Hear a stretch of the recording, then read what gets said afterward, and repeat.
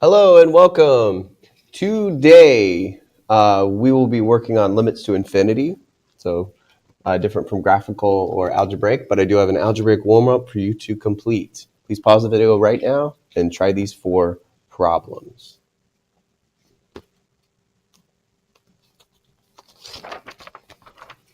All right, taking a look at number 1. If you do direct substitution for number 1, that ends up being 1 over 0, which we remember means does not exist.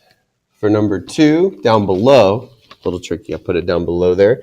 That is a conjugate question. So when you multiply that through, the conjugate would have been root x minus or plus 4 over root x plus 4.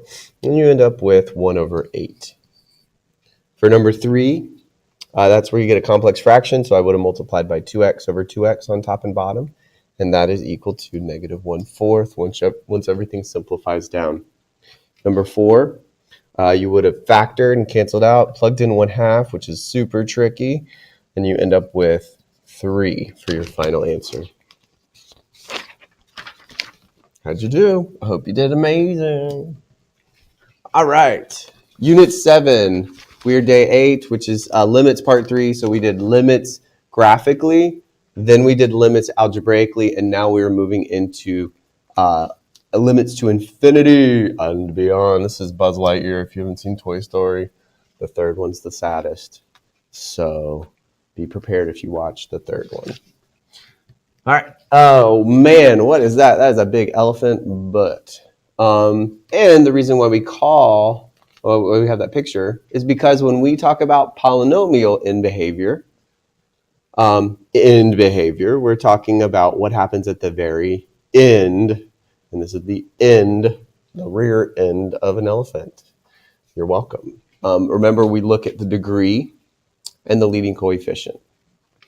And that dictates what happens for polynomials as you go to infinity. So if you're given a polynomial and it says what happens as you go to infinity, you need to remember your degree and leading coefficient tells you the end behavior. Here specifically, this is a chart I believe we worked on way back when we were talking about polynomials and their end behavior. We actually used limit notation. So for this, if you have a positive leading coefficient and an even degree, it's going to be up, up. So the limit as x approaches negative infinity is positive infinity, and the limit as x approaches positive infinity is positive infinity. If we have a even degree and a negative, then it's both down, down. So limit as x approaches negative infinity of the function is negative infinity, and the limit as x approaches infinity is also negative infinity. Now we have the other two cases. What if it's an odd degree? We have an odd degree, but the positive leading coefficient. We go from negative infinity for our negative infinity, and as we go to positive infinity, we go to positive infinity.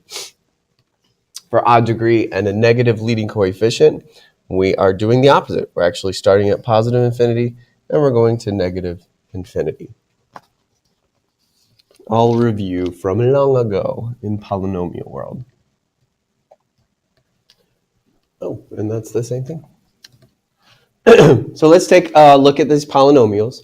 From what we just learned, I want you to pause the video and see if you can decide what the answer for these are. And they're either infinity or negative infinity.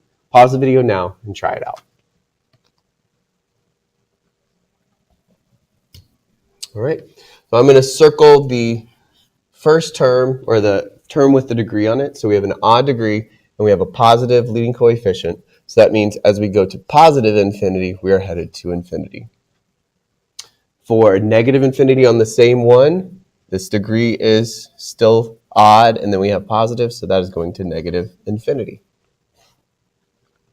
For the one on the right, we have a negative coefficient, leading coefficient, and then we have an even degree. So when we go to positive infinity, we're going to go to negative infinity.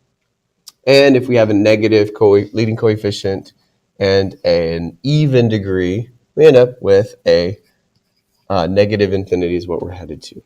Hopefully you got all those right. You're basically using the chart from before to answer.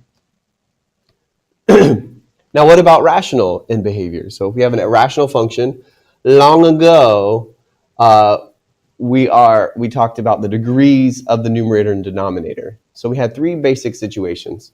We had the smaller degree on top, larger degree on bottom.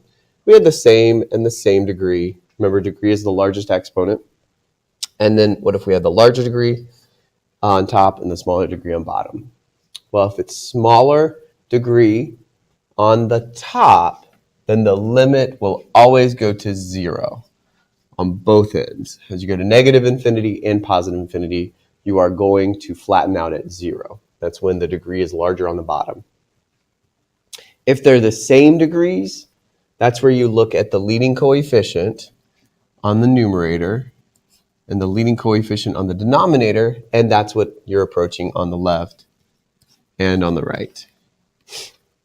And if you have a larger degree on the top, you will have no horizontal asymptote. So you would actually just graph the function in your calculator and see what happens for that. We'll also show a separate way of doing that as well. So let's try the next. Let's go to the next. Oh, same thing.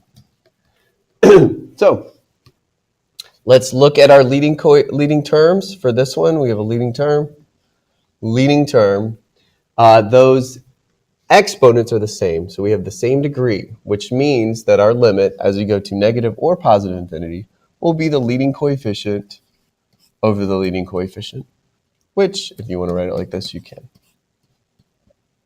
Oops. Yeah. Okay. Go ahead and try the one to the right. What would that do? Pause the video. Okay.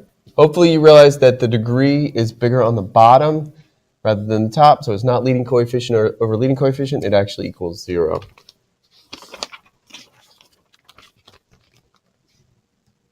All right, that's all we got for this set of notes. You're gonna have some practice on your limits review, so enjoy that time. I will talk to you later.